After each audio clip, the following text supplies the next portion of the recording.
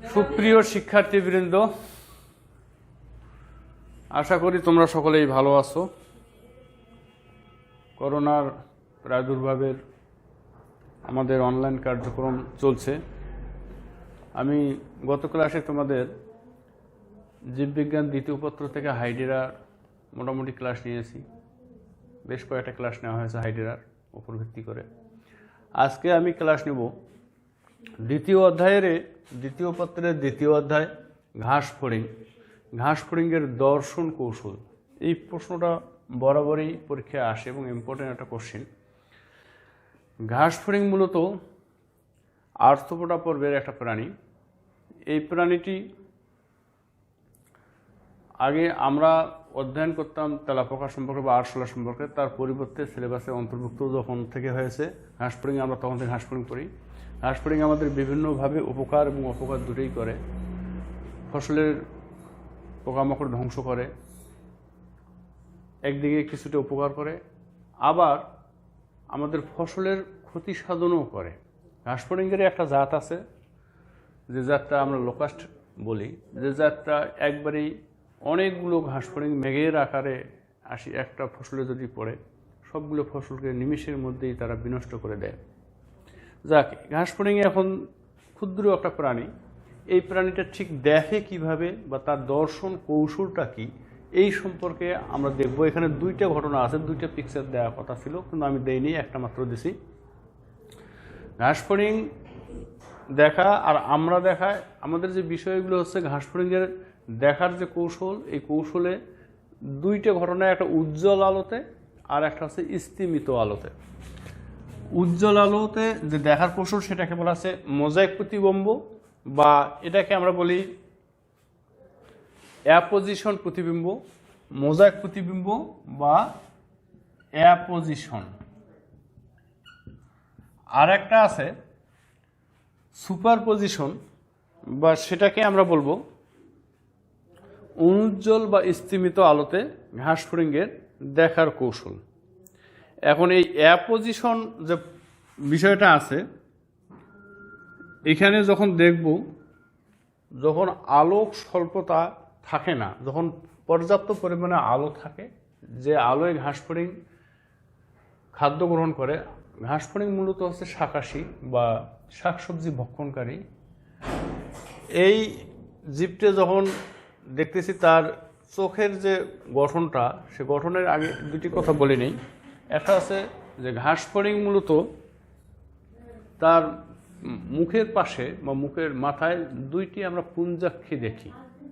এই পুঞ্জাক্ষী, একটি পুঞ্জাক্ষী বা যেটাকে আমরা কম্পাউন্ড আই বলি, একসঙ্গে অনেকগুলো ক্ষুদ্র ক্ষুদ্র এককের সমন্বয়ে এটা গঠিত। প্রায় 2000টি ওমাটিডিয়াম একসঙ্গে থাকে। সেই ওমাটিডিয়ামগুলোর বাইরে যে কর্নিয়ার স্তর আছে, সেই কর্নিয়াটাও আমরা এখানে দেখানোর চেষ্টা করেছি। এই কর্নিয়ার সাহায্যে এখানে আর অন্যান্য অংশ সবই আছে। ঘাস ফড়িংয়ের পুঞ্জাক্ষী এমনভাবে গঠিত যে এরা ডানে বাঁয়ে সামনে পিছনে সব দিকে সমানভাবে দেখতে পায়। আমরা দেখি, একটু আলোচনা করি উজ্জ্বল আলোতে ঘাস ফড়িং কীভাবে দেখে। উজ্জ্বল আলোতে যখন ঘাস ফড়িং দেখে, আমরা এখানে দিছি যে দর্শনীয় বস্তু ক, খ এবং গ, তিনটা অংশ আছে। এখান থেকে যে আলোক রশ্মিগুলো আসতেছে, এভাবে আলোক রশ্মি আসার পর রেটিনাতে পড়লো। রেটিনাতে পড়ার পর যে বস্তুটাকে দেখা হয় বা দেখতেছে, সেই বস্তুটার একটা প্রতিবিম্ব তৈরি হয়। এই বস্তুর এই প্রতিবিম্বটা চলে এসে পড়ে এখানে নিচের দিকে যে রেটিনাল আবরণী আছে, বাইরে থেকে আমরা দেখতেছি কর্নিয়া থেকে আগত বস্তুর প্রতিবিম্বটা মস্তিষ্কে যখন যায়, সে অজ্ঞাত কারণে সেটা আবার সোজা হয়ে যায়। সোজা হয়ে যাওয়ার পর সেখান থেকে বস্তুটিকে সুস্পষ্টভাবে দেখা যায়। এখন এরা যখন দেখে, তখন এদের বাইরে এই যে কালো কালো যে অংশগুলো আছে, যেটাকে আমরা বলতেছি আইরিশ পিগমেন্ট বা আইরিশ রঞ্জক আবরণী, এই আইরিশ রঞ্জক আবরণীতে বাইরে থেকে প্রতিটি ওমাটিডিয়াম, এটা একটা ওমাটিডিয়াম, এটা একটা ওমাটিডিয়াম, এটা একটা ওমাটিডিয়াম, বা যে আমরা র্যাবডোমের যখন ছবিটা আসতেছে এই ওমাটিডিয়ামের ছবিগুলো ক থেকে সরাসরি কতেই আসতেছে, কারণ এখানে বাইরে থেকে কোনো আলো আর এখানে আসতে পারতেছে না, কারণ চোখের বাইরের বা পুঞ্জাক্ষীর বাইরে একটা কালো আবরণ দেয়া আছে। এই আবরণ, এটা একটা আবরণ, এখানে একটা আবরণ, এই একটা আবরণ, এই আবরণগুলো আইরিশ পিগমেন্ট আবরণ, এটা দিয়ে সরাসরি বাইরের অংশটাকে ঢেকে রাখছে এবং যে বস্তুটাকে দেখতেছে সেই বস্তুটা সরাসরি ছবিটা এখানে চলে আসতেছে। যদি এই আবরণগুলো না থাকতো তাহলে দেখা যাচ্ছে যে এই র্যাবডোমের ছবি এখানে আসতে পারতো, এই র্যাবডোমের ছবিও এখানে আসতে পারতো, তখন বস্তুটার একটা অস্পষ্ট প্রতিবিম্ব তৈরি হতো। এখানে সেটা হচ্ছে না, এখানে বস্তুটার যে বস্তুটি আছে ক একটা আবরণ র্যাবডোম ওমাটিডিয়াম, খ একটা, গ একটা, কর ছবিটা ঠিক কর পজিশনে চলে আসছে, খর যে ছবিটা সেটা খতেই চলে আসছে, অনুরূপভাবে গয়ের যে ছবি সে গতেই চলে আসছে। এখানে অন্য কোনো ঝামেলাটা নাই। এই জন্যই বলা আছে যে দর্শনীয় বস্তুর কোনো বিন্দু থেকে আগত কেবল লম্বভাবে পতিত যে আলোক রশ্মিটা আছে, এই আলোক রশ্মিটা ওমাটিডিয়ামে যখন প্রবেশ করে কর্নিয়া এবং ক্রিস্টালাইন কোণ হয়ে র্যাবডোমে এসে পড়ে এবং ওই বিন্দু থেকে আগত তির্যক আলোক রশ্মি পার্শ্ববর্তী ওমাটিডিয়ামের কর্নিয়া ভেদ করলেও আইরিশ ও রেটিনাল অবিচ্ছিন্ন আবরণীতে সেটা শোষিত হয়। এদিক থেকে কিছু আলো, অর্থাৎ এখান থেকে কিছু বস্তুর যে প্রতিবিম্বটা আসার পর এখানে এসে পড়তে চায় বা পড়ে, কিন্তু এই যে আবরণটা দেয়া আছে আইরিশ রঞ্জক আবরণটা, এই আইরিশ রঞ্জক আবরণ সেটাকে শোষণ করে। এই কারণে কয়ের ছবি খয়ের মধ্যে আসে না, বা ক্ষয়ের ছবিও কয়ের মধ্যে আসে না, অনুরূপভাবে ক্ষয়ের ছবি গয়ের মধ্যেও আসে না, বা গয়ের ছবিটা খর মধ্যে আসে না।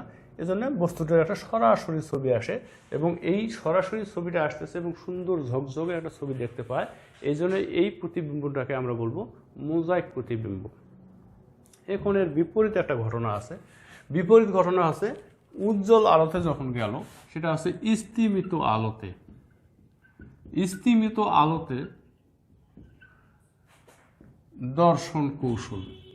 স্তিমিত আলোতে যখন ঘাসফড়িং দেখে তখনই একটু ঝামেলার কারণ হয়।